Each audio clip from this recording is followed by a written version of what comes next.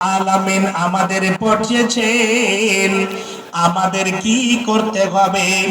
যখন আপনি ঈমান নিয়ে এসেছেন, যখন আপনি বলে দিলেন আমি আল্লাহর প্রতি ঈমান এনেছি, হে বাপজান আমার, ঈমানের সাথে সাথে আমলে সালেহ করতে হবে, সৎ আমল করতে হবে, নেক আমল করতে হবে, ভালো আমল করতে হবে।